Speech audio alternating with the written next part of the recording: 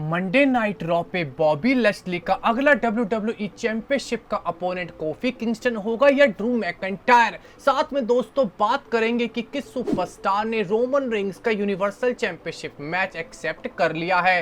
साथ में क्या अलाया मिस्टीरियो हमें जल्दी ही WWE में अपनी इन रिंग डेब्यू करती हुई दिखेगी। और हमारी आज की मेन खबर जॉन सीना की रिटर्न किस तारीख को हो सकती है, करेंगे इस वीडियो में रिवील। मेरा नाम है नितिश वशिष्ठ एंड आप देख रहे हैं WWE हिंदी एम्पायर चैनल। सबसे पहले दोस्तों बात करते हैं 16 टाइम चैंपियन जॉन सीना के बारे में। जॉन सीना हॉलीवुड स्टार कब अपनी WWE में रिटर्न करेंगे। सोशल मीडिया पे भी जॉन सीना ने टीज करा था कि वो अपनी WWE में रिटर्न कर सकते हैं। साथ में दोस्तों अब बड़ी खबर आई है कि रेसलिंग ऑब्जर्वर यानी कि डेव मेल्टन ने अपने पॉडकास्ट पे रिवील करा कि जॉन सीना की रिटर्न हमें बहुत जल्दी साल 2021 में देखने को मिल सकती है। जॉन सीना ने कहा था कि वो अपनी WWE में रिटर्न तभी करना चाहेंगे जब WWE के फैंस यानी कि ऑडियंस लौटेंगे। तो दोस्तों WWE हमें स्मैकडाउन दिखाएगी 16 तारीख को 2021 जुलाई पे,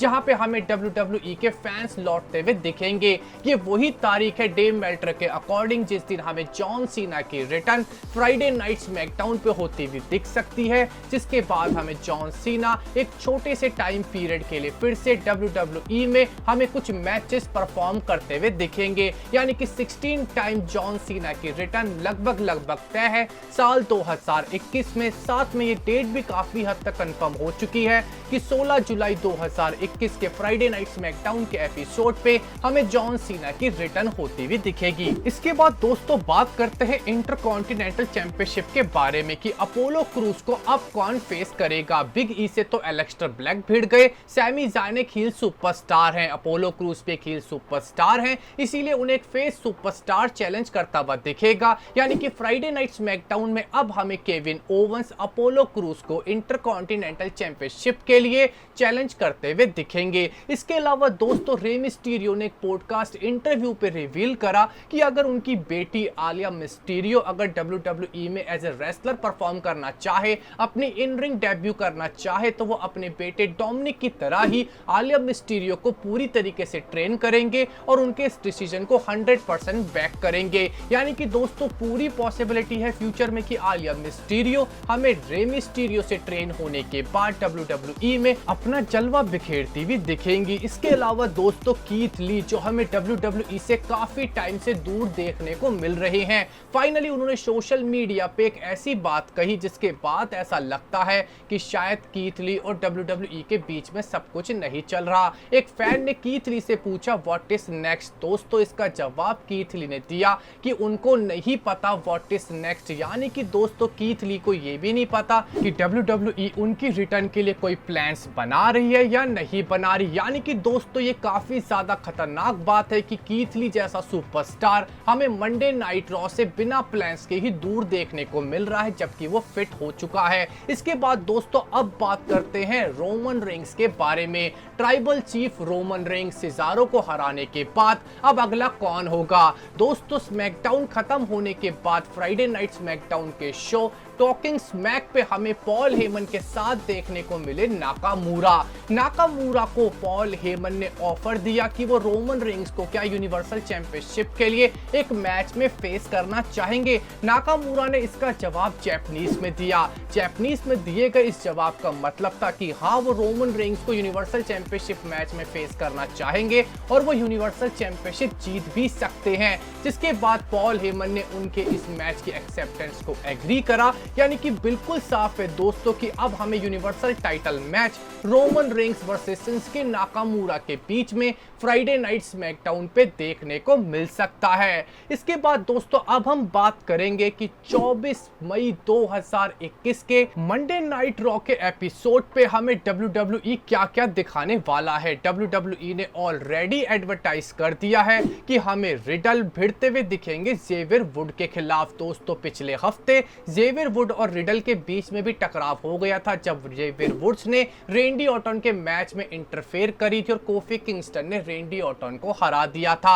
इस हफ्ते दोस्तों पूरी उम्मीद है कि जेवियर वुड को एक आरकेओ खानी पड़ेगी, जिसके बाद हमें रिडल जेवियर वुड को पिन करते हुए नजर आएंगे और हमें रेंडी ऑर्टन और रिडल की जोड़ी आगे बढ़ती हुई नजर आएगी। इसके अलावा WWE ने women's tag team title match भी अनाउंस कर दिया है, जहां पे हमें तमीना और नटालिया अपनी चैंपियनशिप को डिफेंड करती हुई दिखेंगी नाया जैक्स और शेना बेसलर के खिलाफ। दोस्तों तमीना और नटालिया हमें नाया जैक्स और शेना बेसलर के खिलाफ अपनी वुमेन्स टैग टीम चैंपियनशिप हारती हुई नहीं दिखेगी, पर इस मैच में हमें एलेक्सा ब्लिस कुछ ना कुछ करती हुई दिखेंगी, जिसके बाद तमीना और नटालिया के कान खड़े हो जाएंगे। इसके अलावा दोस्तों हमें यूनाइटेड स्टेट्स चैंपियनशिप का ओपन चैलेंज देखने को मिलेगा जो शेमस करते हुए दिखेंगे। शेमस ने बेशक सोशल मीडिया पे जॉन सीना को टीज करा था कि जॉन सीना उनके अगले यूनाइटेड स्टेट्स चैंपियनशिप के चैलेंजर हो सकते हैं, पर ऐसा नहीं होगा।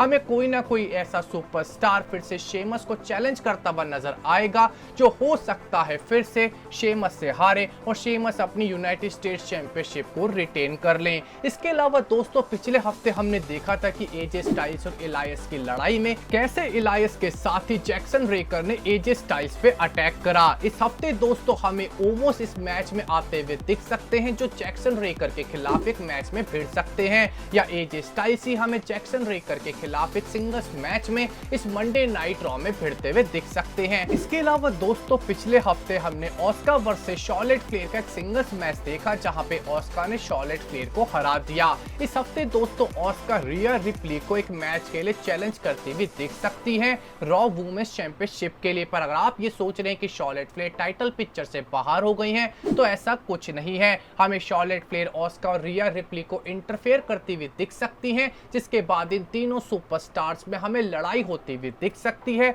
और इन तीनों के बीच में ही फ्यूचर का मैच सेट भी हो सकता है। पर दोस्तों सबसे बड़ा क्वेश्चन कि बॉबी लैशली को WWE चैंपियनशिप के लिए कौन फेस करेगा। बॉबी लैशली ने पिछले हफ्ते अपनी चैंपियनशिप सेलिब्रेशन में कहा था कि वो एक ओपन चैलेंज इशू कर रहे हैं जो इसे कोई भी सुपरस्टार एक्सेप्ट कर सकता है, बस ब्रॉन स्ट्रोमैन और ड्रू मैकइंटायर नहीं कर सकते। पर ड्रू मैकइंटायर ने मेन इवेंट पे कोफी किंगस्टन की हेल्प करी और कोफी किंगस्टन ने बॉबी लैशली को पिन कर दिया, यानी कि बॉबी लैशली के लिए अब दो अपोनेंट सामने खड़े हुए हैं, जिसमें से पहला अपोनेंट है कोफी किंगस्टन और दूसरा अपोनेंट है ड्रू मैकइंटायर। पर हेल इन अ सेल 2021 पे इन दोनों में से किसी एक को ही मौका मिलेगा, इसीलिए हमें कोफी किंगस्टन और ड्रू मैकइंटायर के बीच में एक नोक-झोंक होती हुई दिख सकती है और इन दोनों के बीच में एक नंबर 1 कंटेंडर मैच होता हुआ दिख सकता है जिसे ड्रू मैकइंटायर जीतते हुए दिख सकते हैं। Drew McIntyre versus Bobby Lashley का मैच हेल इन अ सेल 2021 पे एक हेल इन अ सेल मैच हो सकता है, इसीलिए दोस्तों हमें ड्रू मैकइंटायर इस नंबर 1 कंटेंडर मैच को जीतते हुए दिखेंगे, जिसके बाद बॉबी लैशली ड्रू मैकइंटायर की पिटाई कर सकते हैं